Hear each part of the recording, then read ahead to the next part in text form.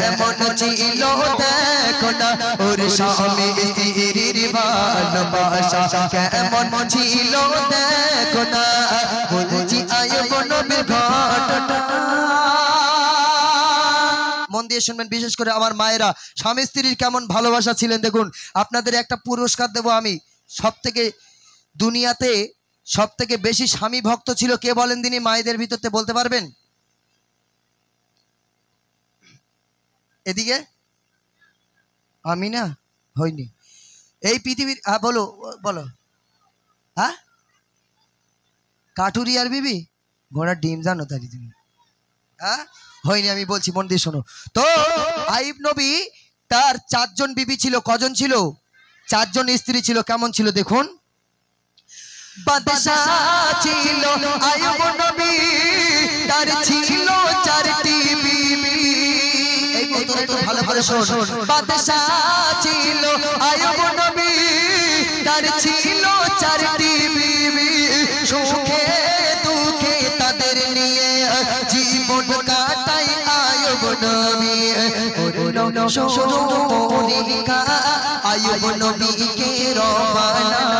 করলো শুরু পরীক্ষা আইয়ুব নবীকে রবানা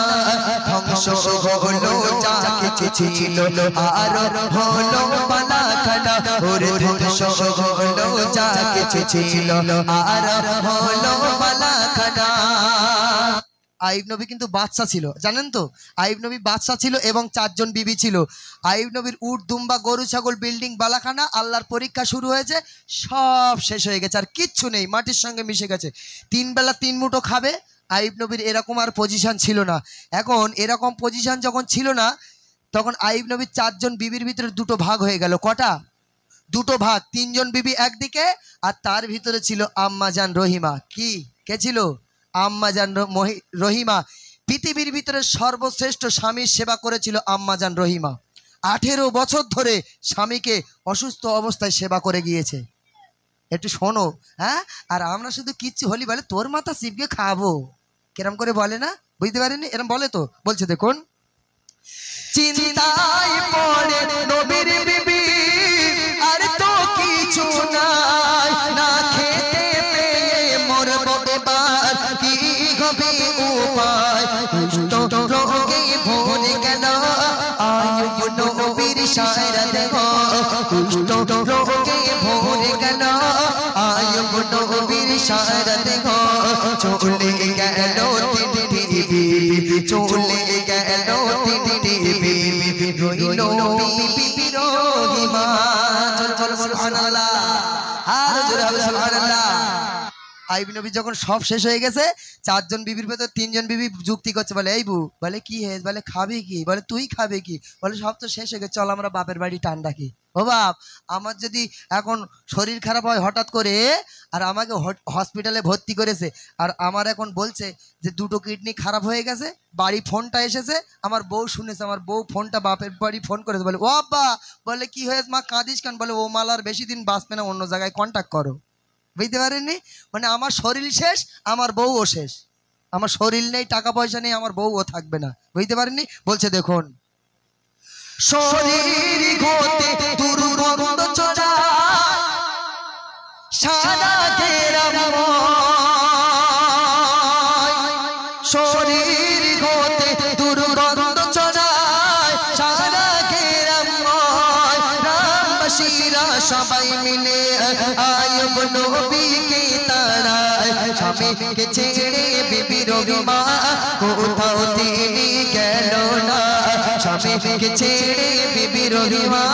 কোথাও তিনি গেল না চলে স্বামীকে ছেড়ে বিবি রহিমা কোথাও তিনি গেল না স্বামীকে নিয়ে গুটি গুটি পায়ে জঙ্গল দিল রাবণা ওরে স্বামীকে নিয়ে গুটি গুটি পায়ে জঙ্গল দিল রাবণা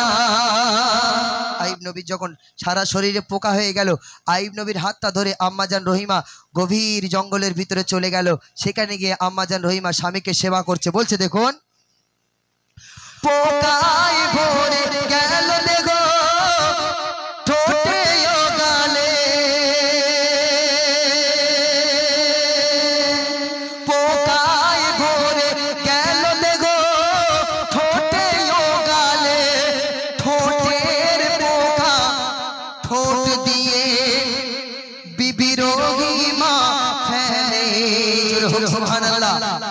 জোরে বলা যায় না সুবহানাল্লাহ।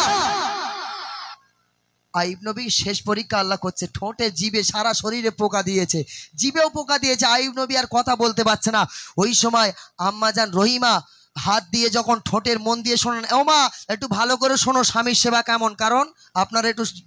ভালো করে শোনেন তো। স্বামীর ঠোঁটের পোকাগুলো যখন হাত দিয়ে তুলে ফেলছে, ওই সময়